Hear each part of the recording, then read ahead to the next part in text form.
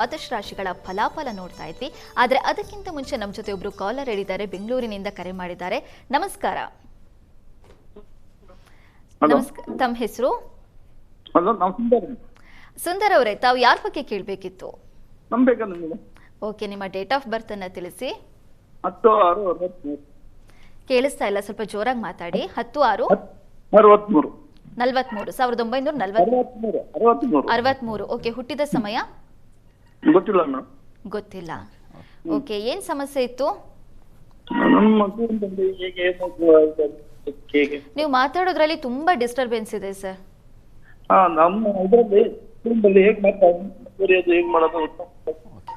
Okay, ಶಾಸ್ತ್ರಿಗಳಿದ್ದಾರೆ, ಮಾತಾಡಿ. ಸುಂದರ್ ಅವರೇ ನಮಸ್ಕಾರ. ನಮಸ್ಕಾರ ಸ್ವಾಮಿ. ನಮಸ್ಕಾರ.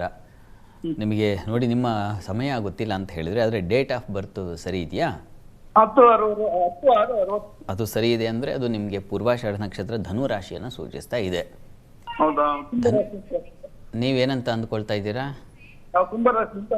ಕುಂಭರಾಶಿ ಅಂತ ಅಂದ್ಕೊಳ್ತಾ ಇದ್ದೀರಾ. ಆದರೆ ಈ ಡೇಟು ನಿಜ ಆಗಿದ್ದರೆ, ಅಂದರೆ ಈ ಡೇಟು ಸರಿ ಇದೆ ಅಂದರೆ ಅದು ನಿಮಗೆ ಧನು ರಾಶಿಯನ್ನು ಸೂಚಿಸುತ್ತೆ. ಹೀಗಾಗಿ ಡೇಟ್ ಪ್ರಕಾರ ಹೇಳೋದಾದರೆ ಧನು ರಾಶಿಗೆ ಈಗ ಏನಾಗಿದೆ ನೋಡಿ, ನಿಮ್ಮ ರಾಶಿಯಿಂದ ಸಪ್ತಮದಲ್ಲಿ ಗುರು ಇರ್ತಕ್ಕಂಥದ್ದು ಗುರುಬಲ ಅಂತ ಕರೀತಾರೆ. ಮತ್ತು ದ್ವಿತೀಯದಲ್ಲಿ ಈಗೀಗ ಸರಿ ಹೋಗಿದೆ. ಎಲ್ಲ ಶುಭ ಗ್ರಹಗಳು ಈಗ ಕುಜನಾಗಬಹುದು, ಶುಕ್ರನಾಗಬಹುದು, ಅವರ ಸಂಚಾರ ಎಲ್ಲ ತುಂಬ ಚೆನ್ನಾಗಿದೆ. ಈಗ ನಿಮಗೆ ಒಳ್ಳೆಯ ಕಾಲ ಅಂತಕ್ಕಂಥದ್ದು ಈಗಿನಿಂದ ಪ್ರಾರಂಭ ಆಗಿದೆ ಅನ್ನೋದನ್ನು ಹೇಳ್ತಾ ಇದೆ ನಿಮ್ಮ ರಾಶಿ. ಹೀಗಾಗಿ ಏನೋ ಒಂದು ತೊಡಕುಗಳು ಮತ್ತೊಂದು ಇತ್ಯಾದಿ ಅದು ನಿಮಗೆ ಕಣ್ಣಿಗೆ ಕಾಣಿಸ್ತಾ ಇದೆ ಅಂದರೆ ತಾತ್ಕಾಲಿಕವಾಗಿದೆ, ಬೇಗ ಸರಿ ಹೋಗುತ್ತೆ ಅಂತ ಅರ್ಥ. ಹೀಗಾಗಿ ಆತಂಕ ಮಾಡ್ಕೋಬೇಡಿ. ವಿಷ್ಣು ಸನ್ನಿಧಾನಕ್ಕೆ ಬುಧನ ಸಂಚಾರ ಸ್ವಲ್ಪ ಕರ್ಮಾಧಿಪತಿ, ಮುಖ್ಯವಾಗಿ ಕೆಲಸದಲ್ಲಿ ಬಲ ಬರಬೇಕು. ಆ ಕರ್ಮಾಧಿಪತಿ ಸ್ವಲ್ಪ ವೀಕ್ ಆಗಿದ್ದಾನೆ, ಕಾರಣ ಅವನು ನೀಚಾಭಿಲಾಷಿತ್ವ ಅವನಿಗೆ. ಹೀಗಾಗಿ ನೀಚ ರಾಶಿಯ ಕಡೆಗೆ ಹೋಗ್ತಾ ಇರೋ ಕಾರಣದಿಂದಾಗಿ ಕೆಲಸಗಳಲ್ಲಿ ಸ್ವಲ್ಪ ಹಿನ್ನಡೆಯೋ ಅಥವಾ ವಿಳಂಬವೋ ಈ ರೀತಿ ಆಗೋ ಸಾಧ್ಯತೆಗಳಿರುತ್ತೆ. ಹೀಗಾಗಿ ಹತ್ತಿರದಲ್ಲಿ ಯಾವುದಾದ್ರು ವಿಷ್ಣು ಸನ್ನಿಧಾನ ಇದ್ದರೆ ವಿಷ್ಣು ಸನ್ನಿಧಾನಕ್ಕೆ ಸ್ವಲ್ಪ ಪರಿಮಳ ಭರಿತ ಹೂವುಗಳನ್ನು ಸಮರ್ಪಣೆ ಮಾಡಬೇಕು ಅಂತಿದೆ. ಹೀಗಾಗಿ ಅದನ್ನು ಮಾಡಿ, ಹೂವು ತಗೊಂಡು ಹೋಗಿ ವಿಷ್ಣು ಸನ್ನಿಧಾನಕ್ಕೆ ಅಲಂಕಾರ ಮಾಡಿಸಿ. ಎಷ್ಟಾಗುತ್ತೆ ಅಷ್ಟು. ಒಂದು ಸುಗಂಧಭರಿವಾದ ಪುಷ್ಪವನ್ನು ಒಂದು ತಗೊಂಡು ಹೋಗಿ ಕೊಟ್ಟರೂ ಆಗುತ್ತೆ. ಆ ನಿಮ್ಮ ಭಕ್ತಿ ಹಾಗಿರಬೇಕಷ್ಟೇ. ಅದನ್ನು ಮಾಡಿ, ಒಳ್ಳೆಯದಾಗಲಿ.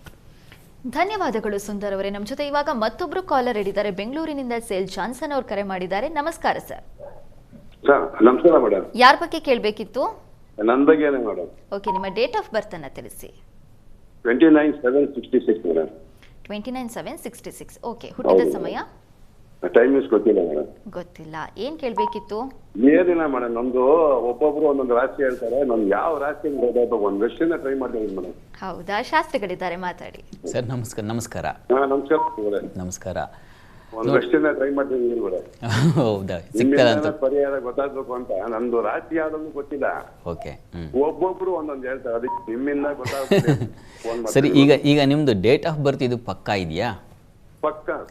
ಪಕ್ಕಾ ಇದೆಯಾ? ಹಾಗಿದ್ರೆ ನಿಮ್ಮದು ಮೂಲ ನಕ್ಷತ್ರ ಧನು ರಾಶಿ. ನಿಮ್ಮ ಈ ಡೇಟಿಗೆ, ಯಾಕೆಂದರೆ ಅದೇ ಬಹಳ ಮುಖ್ಯ. ನಾವು ಯಾವ ದಿವಸ ಹುಟ್ಟಿದೀವೋ ಆ ದಿವಸ ಯಾವುದು ಚಂದ್ರ ಎಲ್ಲಿ ಸಂಚರಿಸ್ತಾ ಇರ್ತಾನೋ ಅದು ನಮ್ಮ ರಾಶಿಯಾಗಿರುತ್ತೆ ಅಂತ ಅದನ್ನೇ ನಾವು ಪರಿಗಣಿಸೋದು. ಹೀಗಾಗಿ ನೀವು ಈ ದಿನಾಂಕಕ್ಕೆ ನೋಡಿದಾಗ 29ನೇ ತಾರೀಕು ಅಲ್ವಾ ತಾವು? 29ನೇ ತಾರೀಕು ಬೆಳಿಗ್ಗೆನ ಸಂಜೆನೋ? ಇದು ಸಂಜೆನೇ ಮೇಡಮ್. ಸಂಜೆನಾ? ಸಂಜೆಗೆ ನೋಡಿದ್ರೆ ನೋಡಿ, ಸಂಜೆಗೂ ಮೂಲ ನಕ್ಷತ್ರವೇ ಇದೆ. ಹೀಗಾಗಿ ಖಂಡಿತ ಧನುರಾಶಿನೇ, ಅದರಲ್ಲಿ ಏನು ಸಂಶಯ ಇಲ್ಲ. ಧನುರಾಶಿ ಅಂತ ತಾವು ಪರಿಗಣಿಸಬಹುದು. ಧನುರಾಶಿಗೆ ಈಗ ಗುರುಬಲ ಚೆನ್ನಾಗಿದೆ. ಹೀಗಾಗಿ ಗುರುಬಲವಿದ್ದಾಗ ಕಿಂಚಿತ್ ಏನು ಬೇರೆಯವ್ರಿಗೆ ಹೋಲಿಸಿದ್ರೆ ನಾವು ಯಾವಾಗಲೂ ನಮ್ಮ ಎತ್ತರದಲ್ಲಿರೋವ್ರಿಗೋ ನಮ್ಮ ಅಧಿಕಾರಿಗಳಿಗೋ ಹೋಲಿಸ್ಕೊಳ್ತೀವಿ. ಹಾಗಲ್ಲ. ನಾವು ಯಾವತ್ತೂ ನಮ್ಮ ಮಟ್ಟಿಗೆ ಆನಂದ ಇದೆಯಾ, ನಾನು 2 ಹೊತ್ತು ಊಟ ಮಾಡ್ತಾ ಇದ್ದೇನಾ, ಬಟ್ಟೆ ಹಾಕಿದ್ದೇನಾ, ಚೆನ್ನಾಗಿ ನಿದ್ರೆ ಮಾಡ್ತಾ ಇದ್ದೇನಾ, ಇದು ಬಹಳ ಮುಖ್ಯ. ಹೋಲಿಕೆಗಳು ನಮಗೆ ಸಂತೋಷ ಕೊಡೋದಿಲ್ಲ. ನಮಗೆ ನಾವು ತಿನ್ನುವ ಅನ್ನ ಕರಗುತ್ತಾ ಅರಗುತ್ತಾ ಚೆನ್ನಾಗಿ ಜಠರಾಗ್ನಿ ಕೆಲಸ ಮಾಡಿ, ಇದು ತುಂಬ ಒಳ್ಳೆಯದು. ಆ ಥರ ತಗೋಬೇಕು ನಾವು. ಅದೇ ನಿಜವಾದ ಸ್ವಾಸ್ಥ್ಯ ಅಂತ ಹೇಳುತ್ತೆ. ಸಮಾಗ್ನಿ ಸಮದೋಷಶ್ಚ ಸಮಧಾತು ಮಲಕ್ರಿಯಾ ಪ್ರಸನ್ನಾತ್ಮನೇಂದ್ರಿಯ ಮನಃ ಸ್ವಸ್ಥ ಇತ್ಯಭಿಧೀಯತೆ. ಯಾರು ಚೆನ್ನಾಗಿದ್ದಾನೆ ಅನ್ನೋದಕ್ಕೆ ಯೋಗಶಾಸ್ತ್ರ ಹೇಳುತ್ತೆ. ನೋಡಪ್ಪ, ಯಾರು ಚೆನ್ನಾಗಿ ತಿಂದುಕೊಂಡು ಅವ್ರಿಗೆ ಜಠರಾಗ್ನಿ ಚೆನ್ನಾಗಿ ಕೆಲಸ ಮಾಡ್ತಾ ಇದೆಯೋ, ಯಾರು ನಿದ್ರೆ ಚೆನ್ನಾಗಿ ಮಾಡ್ತಾ ಇದೆಯೋ ಅವನು ಸುಖಿ ಅಂತ. ಹೀಗಾಗಿ ಆ ಥರ ಸೌಖ್ಯವನ್ನು ಕಾಣ್ಕೋಬೇಕು. ಕಂಪ್ಯಾರಿಸನ್ ಮಾಡ್ಕೋಬೇಡಿ. ಚೆನ್ನಾಗಿದೆ, ಒಳ್ಳೆಯದಾಗಲಿ. ಧನ್ಯವಾದಗಳು ಶೇನ್ ಜಾನ್ಸನ್ ಅವರೇ. ಇದೀಗ ನಮ್ಮ ಜೊತೆ ಚನ್ನಪಟ್ಟಣದಿಂದ ಸುಕನ್ಯಾ ಅವರು ಕರೆ ಮಾಡಿದ್ದಾರೆ. ನಮಸ್ಕಾರ ಸುಕನ್ಯಾ ಅವರೇ.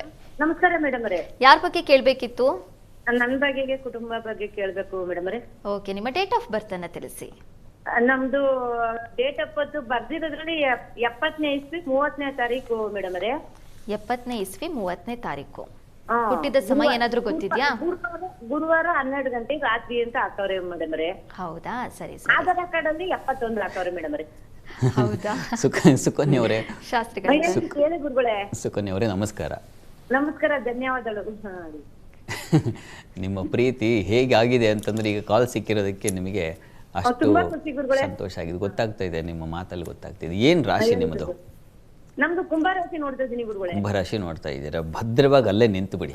ಅತ್ತಿತ್ತ ಮನಸ್ಸು ಚಂಚಲ ಮಾಡ್ಕೊಂಡು ಆ ಡೇಟೋ ಈ ಡೇಟೋ ಅಂದ್ಕೋಬೇಡಿ. ಈಗ ನಿಮ್ಮ ಹೆಸರಿಗೂ ಅದಕ್ಕೂ ಸರಿ ಇದೆ. ಹೀಗಾಗಿ ಕುಂಭರಾಶಿಯವರೆಗೂ ಈಗ ಚೆನ್ನಾಗಿದೆ. ಈಗ ನಿಮಗೆ ಸ್ವಲ್ಪ ಮಟ್ಟಿಗೆ ವ್ಯಯದಲ್ಲಿ ಸಂಚರಿಸ್ತಾ ಇದ್ದಾವೆ. ಒಳ್ಳೆ ಏನು ಕುಜ ಕರ್ಮಾಧಿಪತಿಯೋ ಮತ್ತೊಬ್ಬ ಈ ಥರ ಇದೆ, ಆದರೆ ಗುರುಬಲ ಇದೆ. ಹೀಗಾಗಿ ಹೇಗಾಗಿದೆ ಅಂದರೆ ಆ ಹತ್ತಲೂ ಇಲ್ಲ ಇಳಿಲೂ ಇಲ್ಲಪ್ಪ, ಮಧ್ಯಮವಾಗಿದೆ ಅನ್ನೋ ಥರ ಇದೆ ಈಗ ಪರಿಸ್ಥಿತಿ. ಹೀಗಾಗಿ ಪರಿಸ್ಥಿತಿ ಹೀಗಿರ್ತದೆ ಇನ್ನು ಸ್ವಲ್ಪ ಕಾಲ. ಆದರೆ ಮಾರ್ಚ್ ಯುಗಾದಿ ನಂತರದಲ್ಲಿ ತುಂಬ ಚೆನ್ನಾಗಿದೆ. ಯುಗಾದಿಯಿಂದ ಹೇಗೆ ನಮ್ಮ ಇಡೀ ಭಾರತೀಯ ಪರಂಪರೆಗೆ ಹೊಸ ವರ್ಷನೂ ಪ್ರಾರಂಭ ಆಗುತ್ತೋ ಹಾಗೆ ನಿಮ್ಮ ಬದುಕಿ ಒಂದು ಹೊಸ ವರ್ಷ ಪ್ರಾರಂಭವಾಗುತ್ತೆ. ಯಾಕಂದರೆ ಶುಕ್ರ ದ್ವಿತೀಯ ಸ್ಥಾನಕ್ಕೆ ಧನಸ್ಥಾನಕ್ಕೆ ಬರ್ತಾನೆ, ತುಂಬ ಒಳ್ಳೆಯದು. ಅಲ್ಲಿಂದ ನಿಮಗೆ ಬದಲಾಗುತ್ತೆ ಬದುಕು. ಹೀಗಾಗಿ ಚೆನ್ನಾಗಿದೆ, ಆತಂಕ ಮಾಡ್ಕೋಬೇಡಿ. ನಾಗ ಪ್ರಾರ್ಥನೆ ಮಾಡಿ.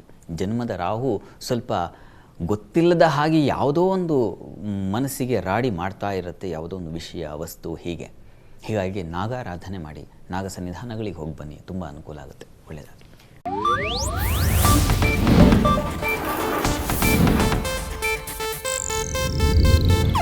ಇದು ಏಷ್ಯಾನೆಟ್ ನ್ಯೂಸ್ ನೆಟ್ವರ್ಕ್ ಪ್ರಸ್ತುತಿ.